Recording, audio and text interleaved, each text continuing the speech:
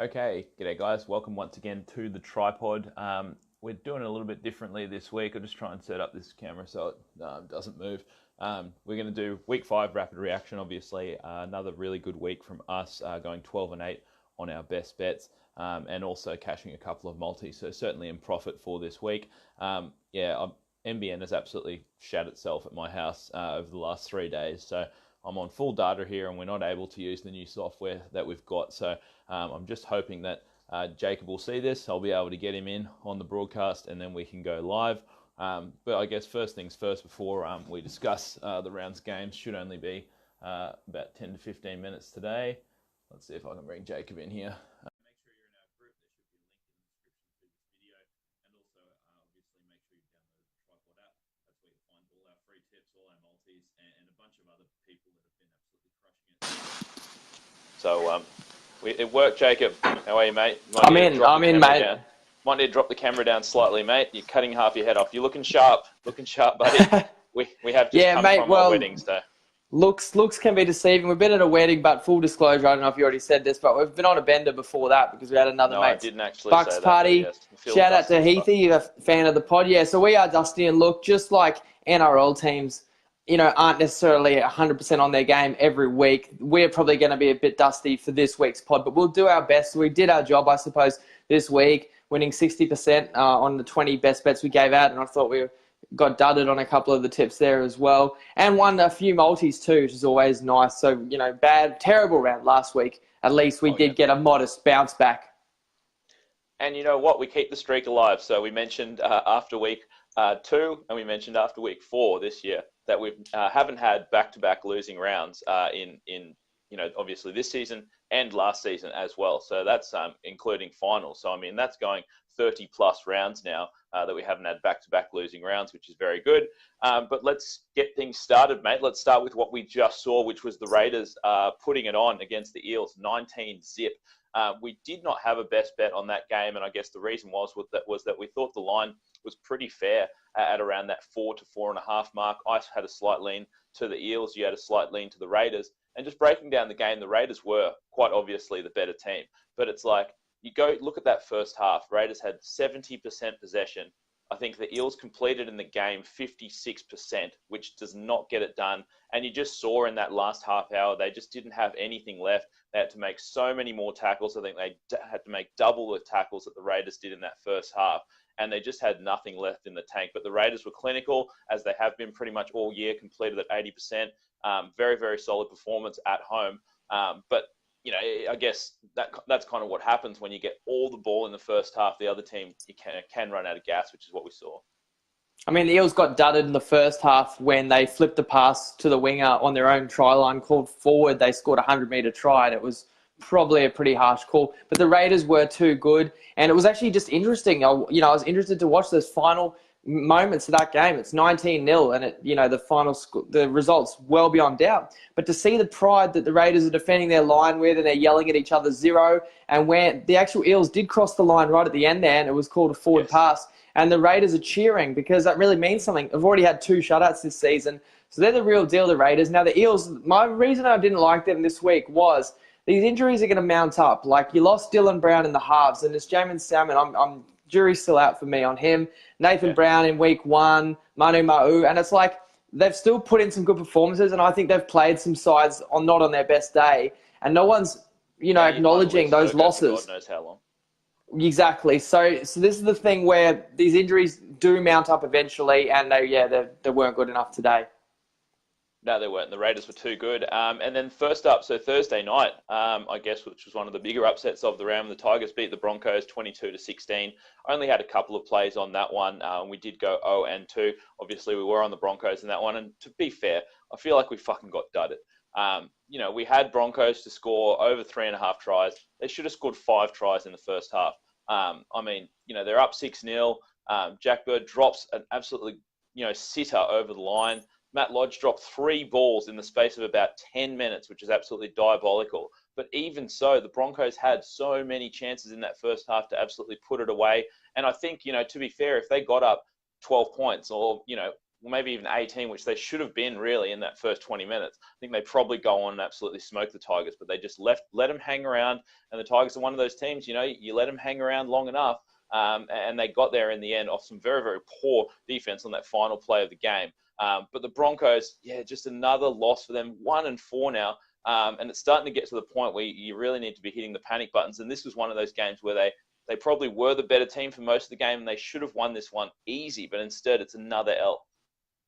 I'm not going to make so many excuses and say that, because I feel that just takes away a lot from the Tigers. And you can say the Broncos let them hang around, but their defense is pretty stout, and that they've let in the least tries of any team, I think, or at least they had before this round. The Raiders would be close in that discussion now. But when you defend really well, you keep yourself in the game. And like you didn't even mention Fafita as well, put the grubber through. He scores a certain try. I think that was at least for a 12, if not a 14-point lead. So you're right. They blew opportunities from the Broncos' point of view. But the way I see it is the game was in the balance at halftime.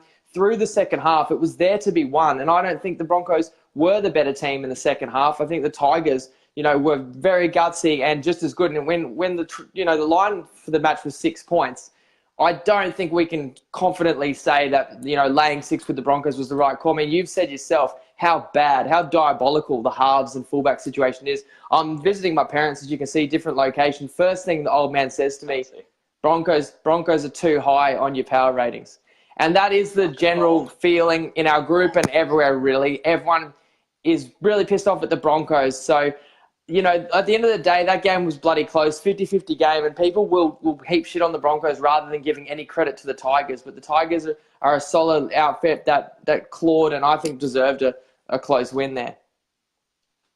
Indeed, and moving on to the Friday games, we had the Titans beating the Panthers in the early one, 30-24. Very entertaining game. We did like the Titans in that one, had 3 plays on that one and won all 3 of them. I guess one thing I will mention on this one, and for the Titans moving forward, I know it's just one game here where we've had, 54 points scored, and it's not going to be like that every week. But I have to really seriously consider thinking about this Titans team as a dead set over team now. They've played their first 4 games. Obviously they missed the halves for a few of those. They get them back 2 weeks ago. It's still very clunky, a lot of errors. Last week, weekend just gone, it finally starts to click. And I think that they could score some points on some teams moving forward. And then on the flip side, the defense has not improved. They let in 4 of the softest tries that I've ever seen let in from that Panthers side. So I think, with the early season stats being on the Titans with like lower scoring games, they've just been very clunky, no halves, a lot of errors, bad completion rate. But now they're starting to find their groove in attack and the defense is still struggling. I really do think that we have to look a bit more at this Tigers team as possibly being an over team moving forward. And let's just have a little bit of a global look at what happened on Friday, because we had a terrible round 4, and I think we backed the Titans and we backed the Broncos and we backed the Cowboys all in round 4. We lost on all of them. And then we backed the 3 Queensland teams again in round 5. And then the Broncos lost as a favourite on Thursday night. So people were letting us hear it and telling us, I'm not going anywhere near it. You guys need to stop backing the Queensland teams. And then you get both Queensland teams getting the chocolates. Obviously, we'll get to the Cowboys. Didn't win, but covered the line comfortably enough. And that's why you never rule out any team. And I'm glad you twisted my arm to get me over the line on taking the Titans and Cowboys, because even I had a moment of weakness where they'd let us down so many times that I didn't have full confidence. But we knew they were the value side, and the desperation counted for something there, because that game ebbed and flowed, but it was Gus' effort that got him over the line. And you're right, there's definitely improvement in the Titans' defense still to come, but at least now they've got something to build on. Yeah, definitely. And then moving on to the Storm beating the Cowboys 18-12, another game where we liked the underdog there, like you said previously. Only had the 2 plays on, but won both of them. I guess this is one of those ones where you'd say, where the Titans you'd look at as betting as an over team. The Storm, they're dead set so clinical. We've said this like last year, betting Storm, opposition unders, but we just thought it was a really great spot for the Cowboys. People heaping shit on them all week long, or basically all year long. We did think that they'd put up a decent effort at home, and they did. They sprung out to an 8-0 lead, but the Storm just too clinical in the end. And to be fair, I know we had plus 8.5. there was a chance that we could have lost that bet late in that game. I mean, with the Storm up 8, with the conversion to come, they miss it, and then Cowboys get a late try to sneak it in there. But Cowboys have to be starting to hit the panic buttons as well now, with only one win on the season. But sometimes with these teams that, you know, 1-3, 1-4, that kind of stuff, you have to try and kind of pick your spots when you're going to want to bet on them, where you're going to get a max effort, or at least you can think that you're getting a max effort. And that's what we did see from this Cowboys side up there in Townsville. And obviously unlucky for them not to get another win, but we cashed the tickets and they all pay the same. Yeah, and that's great for us. You know, if you're betting at $1.90, yeah, whether you win the game by 50 or you lose the game by 8, if you got plus 8.5, you're going to, you know, get that winning ticket. But it's not a moral victory for the Cowboys. It's another loss, and a huge loss as well in Nene McDonald out. We know that they lost Barber in the preseason, and they're so skinny, and the key outside backs, you know, fullback and the wingers there. So yeah, then I'm not necessarily going to be jumping on them every week, but we knew the effort would be big on Friday night, and it was big enough to keep them in the game to help us cash our best bets. That was a 5-0 sweep on Friday night, and we won our Friday night multi, which was the first of quite a few multis that we got up this weekend too. We did won a $4 multi on the Friday, and then we kicked things off on Saturday with the Rabbits beating the Warriors 28-24. This one was our favourite play of the round. We had 7 plays on it, and it's just, you know, I feel like we say this every fucking year. It's like when we love a game, we never ever go 7-0. We put 7 bets on it. But I'll tell you what, if we get the fucking game wrong, we'll go 0-7, that's for sure. So we went 5-2 on the Warriors plays. We were in attendance. We were cheering the Cuzzy Bros home. And I don't know if you want to mention the multi that we had on, Jacob. We'll leave that for another time. It is absolutely brutal for us. Maybe I'll let you say that story. But one thing I will mention, RTS in real life is an absolute monster. Every single time he had the ball, he looked bloody dangerous. But the Warriors are unlucky to have not won that one. Up 12 with 20 minutes left. And I guess you may have not been able to tell on TV, but being at the stadium, the breeze running from one side to the other was immense. And we just kind of watching that one, you know, we obviously had a bunch of bets on the Warriors, but they were running with the breeze in that first half. And we just always in the back of our mind, we were thinking, fuck, like Rabbitohs are going to come home with a wet sail here with the breeze.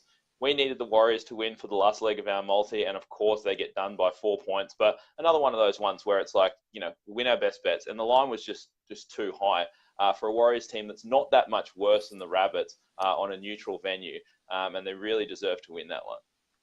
Let's start with the positive. Yeah, it was awesome. Beautiful day, Sunny Coast Stadium. It was packed house, and you don't actually get that many full houses in front of NRL games. Sadly, this year. It was awesome. It was an exciting game. Both teams were up for it. And I want to echo that point on RTS. Honestly, he is worth the price of admission. It's freakish just what he can do on the footy field, and it was amazing. And Dad said every time he had the ball, he's basically making people look silly. And not only did he lay on a couple of tries, scores a try out of nothing, there were even other opportunities that he created for him that just could not find that final pass, including, I mean, a couple early tries disallowed, but a key moment as well when they're up 24-12 and RTS goes through again and just gets his arm pinned as he goes to throw the inside ball. If they go up 18 points there, they win. And we would have gone 7-0. It's only that the Rabbitohs scored the final 16 points of the game that cost us from 7-0 to 5-2, which is still obviously making plenty of money. But yeah,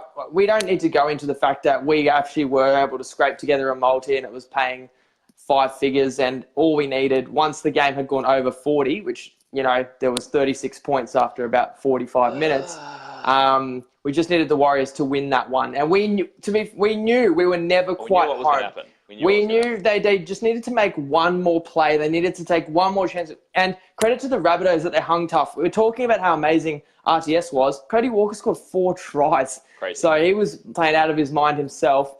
And yeah, the Warriors were up for the game, and that's a heartbreaking loss. It was honestly such an open game. They were out in the sun, that the fatigue was a massive factor. And there's a couple of late errors by the Warriors. We kind of said whoever's got the ball at the end of this game is probably going to win because, yeah, it was hard to tackle. Everyone was very fatigued. So great game of rugby league. Rugby league's the winner on the day.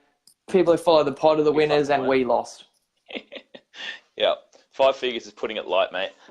Anyway, Manly beating the Knights was next up on the Saturday, 26-18. We had 4 plays on that one. Unfortunately, they involved the Knights and they involved the under. we went 0-4. So this is what I'm saying. Of course, when we get a game wrong, we fucking go 0-4. When we get a game completely right, like the fucking Warriors, we don't win every single one of those ones. The Knights did not come out to play in this one. And we liked the under here just because, Manly, great defense last week, no turbo, just thought that they wouldn't be able to put on 26 fucking points against the Knights at home in what should be a very solid desperation spot for the Knights. But the Knights' defense was fucking terrible. They let in 3 very, very quick tries, and as soon as that happens, it's like your under is almost already shot, and then it's very, very hard to cover from that point. But very, very disappointing performance from the Knights in front of their home crowd to just come out and lay an absolute steaming turd on the pitch for not only those first 20 minutes, but for pretty much the whole game. Especially against a Manly team that doesn't scare you in attack. You should not be letting in 26 points to Manly. But credit to Manly, they put it together, they played well, and got the win. But yeah, really, really disappointed in the Knights from that one. Yeah, well, when we had the Knights and we had unders and the Knights came out and defended like that, it gave us no chance. But in saying that, we lost the first half unders by 1 try. We lost the game unders by 1 try. I mean, even one of your other best bets was for the match to go under 44.5 points in one of the multis, and I think it lands on the dime 44. But we needed under 38.5 for our, against the spread pick. Look, Correct. The Des effect, is it real? A bad performance in round 1, and then a horrible first half in round 2 against the Roosters, and they end up down 26-0. And maybe that put everyone off the scent, but since then, those 3 halves of footy, you've got to remember, scored the last 18 against the Roosters, obliterated the Warriors, gutsy win against the Bunnies. Big win here at McDonald Jones Stadium, and that's without turbo. And yeah, did the Knights underestimate them because they didn't have turbo? The thing about the Knights is they really, claim to be a top 8 side, and nothing less than that will suffice. And probably Brownie's got to be on the hot seat. You have to have consistency too. And just because you lost a tough one last week, you can't no-show in this league, or you just got no chance to win. And as simple as that, they were awful on their worst defensive effort of the year. And what I'm saying is, even though they were terrible on some of the softest tries you'll see, it still only goes over by 5 points. So, yeah, we copped that one, though. That's just the way it goes sometimes. Yep, definitely. And then the late night Saturday game was the Roosters beating the Sharkies 30-16. We did not have a play on that one. We were contemplating taking the Sharkies, but it's just the line never got to where we wanted it to. And we hate to go against this Roosters side, which, to be fair, is an absolute juggernaut. I mean, all you need to do is look at that, that try late in the first half. Last play, any other team, you're up 6 points. Any other team just takes the tackle there on your own 20 and walks to the sheds. But no, a pinpoint kick from Keary to Latrell on the wing, and then they go up 12 points at halftime. And then, it's very, very hard to come back from that. And this is not the Sharks team that we thought it would be coming into the season. I mean, obviously we knew that they would be without, Wade Graham coming into the season, but they are kind of dropping like flies now. I mean, Moylan's out, Dugan's always injured.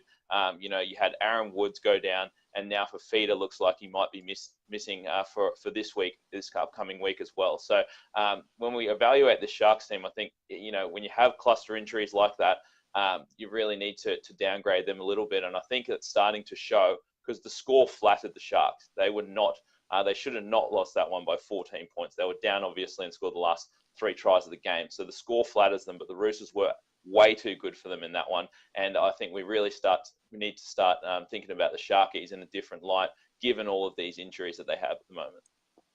Yeah, I mean, Johnny Morris said that they really lost the game just in a 9-minute span there. It's funny, the Roosters are a hard team to handicap because they can be the bloody Harlem Globetrotters when they want to be. They really can turn it on, and execution's unreal. Keary, is playing some ridiculous form, and we spoke about how bad Penrith were on Friday night. I think Keary, no doubt about it, is in the Origin halves for New South Wales, and it's just a matter of who's going to partner him at this stage. It won't be the Penrith pair. And with the Sharkies, we had a temptation. Should we grab the Sharkies plus the points if the line gets high enough? But we just had that concern with so many players questionable to play, or even if they did play, like, are they 100%? Obviously, Sean Johnson was scratched in the warm-up the week before. And even though we will take a team plus the points if we think it's value, I really always want to bet on an underdog plus the points if I believe they could win the game. And I felt Like, I felt that the Sharks had pretty dismal chances on Saturday night. It seemed pretty clear the Roosters were going to be too good for them. And even though, yeah, they blitzed them in that stage, they were always going to be like in control of the game. And it does come down to the fact that the Sharks are very undermanned at the moment. And like, it's a first-year coach as well. So, yeah, you want to pick your spots definitely when you're going to take Cronulla. Like, even though they were at home at PointsBet Stadium, they got whooped at that point in the game. Oh, definitely. And then the last couple of games actually, we've already gone through Raiders Eels. So the early game today was the Dragons absolutely belting the Bulldogs, 40 points to 4. We had 2 plays on that one. We did like the Dragons. We did go 2-0 on our plays. Kind of said it on the preview pod. It's just very tough, and you kind of look at these spots as a better when you have a big underdog that's playing, not only their third game as a big underdog, but their third road game as a big underdog. It's really, really tough to string good performances together when you are one of those cellar dweller teams. One thing I would like to say, I guess, from a betting takeaway, and I have thought about this, for a while now, but it's like when you're playing, if you're betting on an opponent of the Bulldogs, I think it's probably not a bad play. I understand that they're always, pretty hefty underdogs these days, but it's probably not a bad play to go halftime, full-time, especially against this Dogs team, just because they struggle so much to chase points. I think more, than any other team in the comp, you can safely bet, a Bulldogs opponents halftime, full time, and I guess feel a little bit better about that bet than pretty much any other team in the comp, I think. Yeah, it's not a bad way to play it. It wouldn't have won with the Storm, but you're right. They do struggle chasing points there. A lot of pressure, and like obviously now Kieran Foran's out. He had shown glimpses there. But here's another betting factor I want to talk about. It is real, and some people roll their eyes, but the revenge factor, that was a key factor for us. The fact that the Dogs absolutely embarrassed the Dragons, their lowest point of the year last year, round 24, 38-0, when the Dogs were, the Bulldogs were nothing. They were 14th or 15th on the ladder, and the Dragons were the ones that were trying to push for top 4 at that stage. They ended up, nearly missing the 8, but yes, they just embarrassed them on their home field. And the first thing that the players were saying, the Dragons, after the full-time whistle, was that they remembered what the Dogs did to them, and it was important to get them back. And that really was something that would have motivated them and not led to any complacency for a team that had already won 2 in a row. So the Dragons, win 2 matches by a field goal and now come out and do that. They're feeling great about themselves. 3 wins in a row now, and sitting in the top 8 from where they were 3 weeks ago, and they were absolutely clinical. And the other thing about the Doggies halves, you mentioned how much they struggled. I really felt that was a lot to do with the Dragons, I guess, defensive intensity. I actually felt like a lot of the Dragons forwards were just zooming up and creating no space and no time on the Dogs halves. And they just bottled it. And, yeah, Dragons way too good. So that's as easy as you like for some best bets. We needed, Dragons to score 4 tries or more and to win the game by 6 or more. So we had them covered just about by half time. Yep, 2 very easy wins there. And to be fair, Ben Hunt definitely played the best game of his season, and he's been copping some shit so far. So I'm good on him. Geez, wouldn't they love him in Brisbane? Only... I still don't know. That's a story. It's a topic for another day. But Hunt and Milford, that could probably still work. Made the grand final. But anyway, we'll have to figure out what we're going to do in Brisbane. But the pod's back on track at least. And we'll get some rest ourselves and recover and get back to it for Wednesday night to cap round 6. I do need to sleep, but the punting doesn't stop. It's a fucking massive weekend in sports, obviously. We had all the NRL.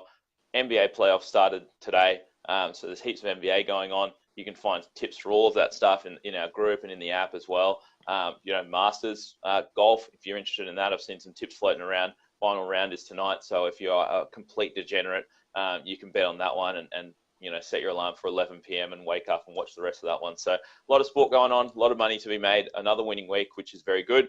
And we will catch you guys at 6 p.m. on Wednesday to break down round 6. Hopefully have 2 winning weeks in a row. We'll catch you then. Cheers, lads.